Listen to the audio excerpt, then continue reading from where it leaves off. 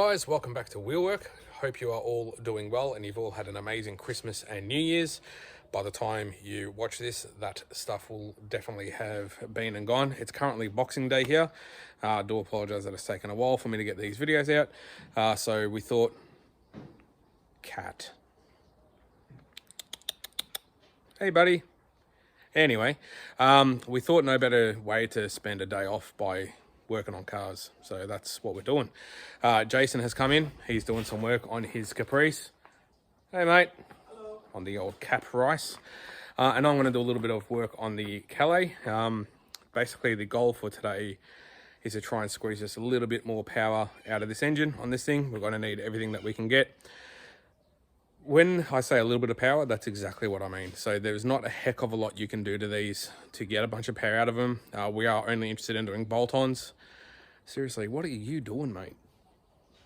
He really likes the Calais. I think he just wants to skid it. Anyway, keep getting distracted.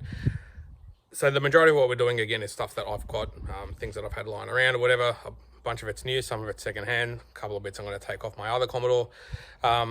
So we're only interested in really doing bolt-ons. Yes, you can get decent gains in power out of Ecotechs by doing camshafts, roller rockers and all that stuff going inside the motor.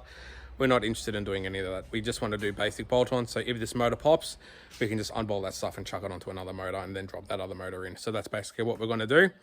So I'll show you what we're doing. But first, we already went out this morning. The car does currently have a valid permit on it. We took the car out this morning and did a couple of 0 to 100 tests just to see sort of a baseline of where it is at 0 to 100. Focus on me, not the cat. And so you will see that right about now. All right, count me in. 3, 2, 1, go.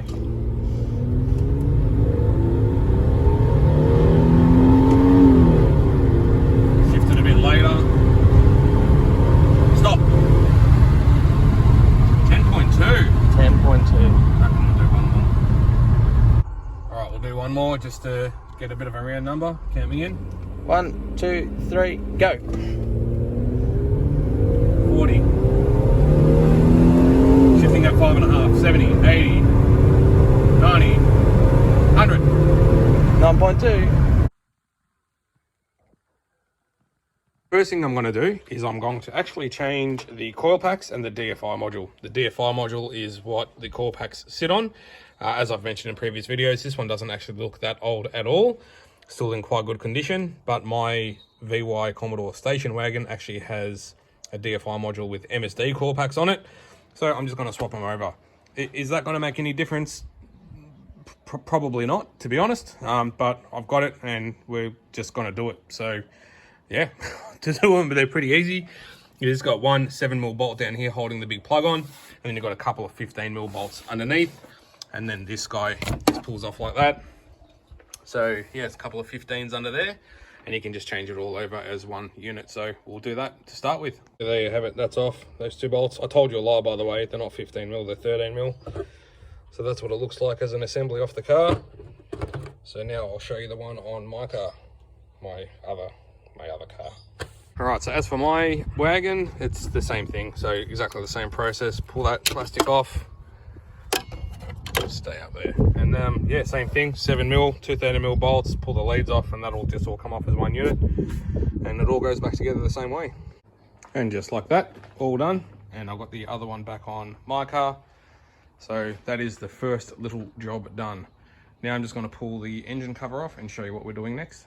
I've got the engine cover off, just chilling down there. So basically what today is going to be about is getting air into the engine and how the delivery of the air gets into the engine. So basically engines run on air, fuel and spark, and regardless of how you get power into an engine, it's all based on getting more air and fuel into the car or into the motor to give you a bigger bang or whatever. And that's basically how power is created. Again, yes, I know that everything that we're going to be doing today is not going to make a world of difference, but we're going to do it because most of the stuff we've got. So we're going to start with this. So this is a Mace Engineering inlet manifold spacer, or actually it's a Plenum spacer. I think it's 12mm, I think, from memory. So bought this ages ago. It comes with these new bolts as well, slightly longer bolts. And basically all you do is you top this plenum chamber lid off, clean up the surface, and then you bolt the spacer between the lower plenum and the plenum lid, and that increases the amount of volume of air in the plenum. So anyway, if this makes a difference, I don't know, but we're going to do it. So we'll go through and get all of these bolts off, and I'll show you what it looks like with the lid off. Rightio, so that's the plenum lid off. Just hit me head on the bonnet. Yeah, that's what it looks like inside. I have seen worse. I have seen these that carbon up quite badly, but there is a little bit of oil residue sort of kicking around, which makes me think I'm going to do something else, which I will show you shortly. But we're just going to go through and get it all back together. That's what the lid looks like off. So yeah, that's that. Just sort of sit that seal back in there. It comes with some Celastic in the kit.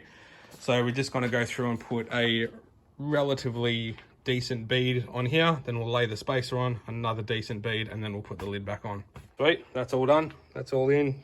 Fair bit of Celastic. We'll just let that dry a bit. So yeah, that thing. So the next thing we're going to do on the topic of Mace Engineering is we're going to swap over the throttle body. So again, quite a while back, I bought a Mace Engineering throttle body. These have been bought out to 69 mil, I believe. Yep, 69. Of course it is. So these are not too hard to change over, and they do give you a bit better throttle response. I have used these on Ecotechs before, and also L67s. Yeah, they do make a little bit noticeable of a difference just from the seat of your pants. They're pretty easy to swap. You just got a couple of hoses on the bottom here. That goes to your PCV. That's for your vacuum. You do have to swap over your idle speed controller and your throttle position sensor. And then you've got your accelerator cable and cruise control cable that go onto there. So all we basically need to do is pull this intake pipe off. Then TPS, ISC, they get unplugged and transferred over onto the new one. And then the cables and the bolts. So I'll go through and get it all apart, get it all off. And I'll show you what it looks like. Yeah, so I got the throttle body off. That's what it looks like with no throttle body on it. Just a bit of a hole. Here are the two throttle bodies. This is the old one compared to the new one. I've already swapped over the TPS and the ISC. So you can actually see sort of the physical difference in the size. So now it's just a matter of slapping this guy on and reversing the removal procedure.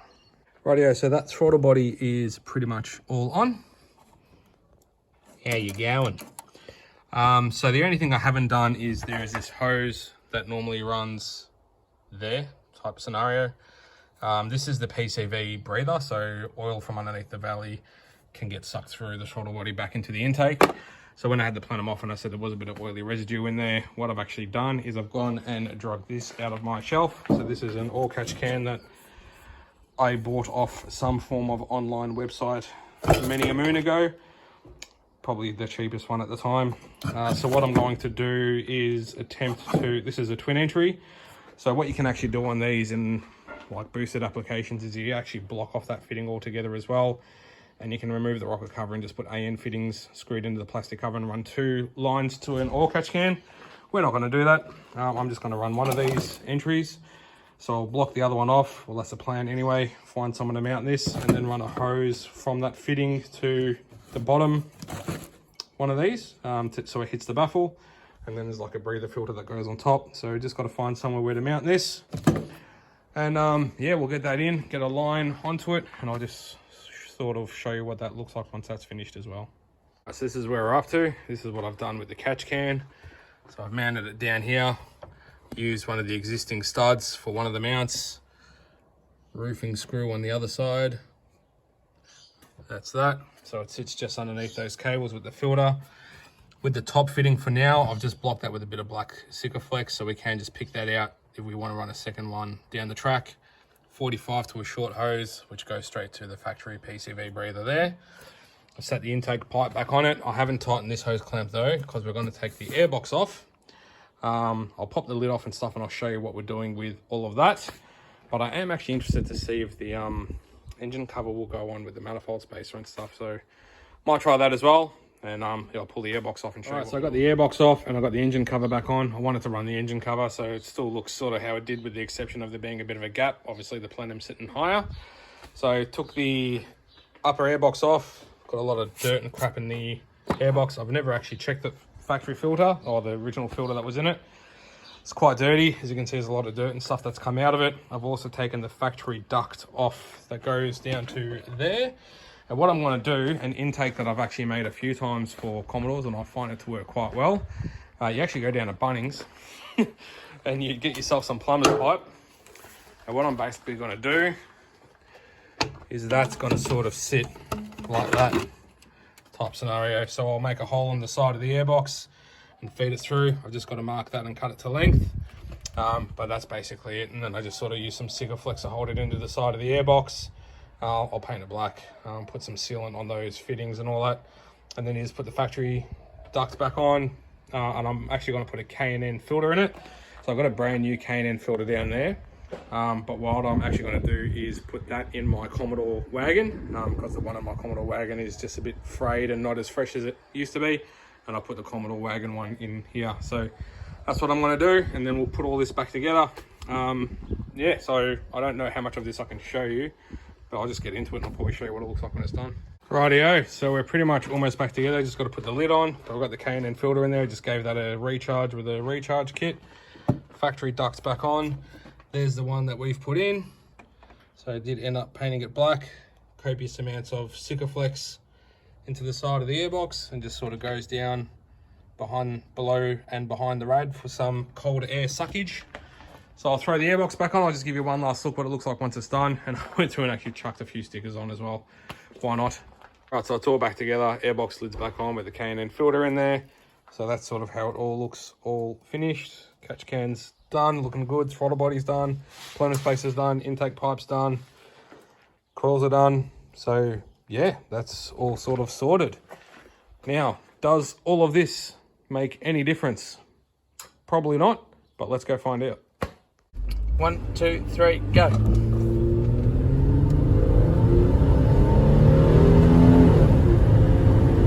Shift it a little short, and done. That.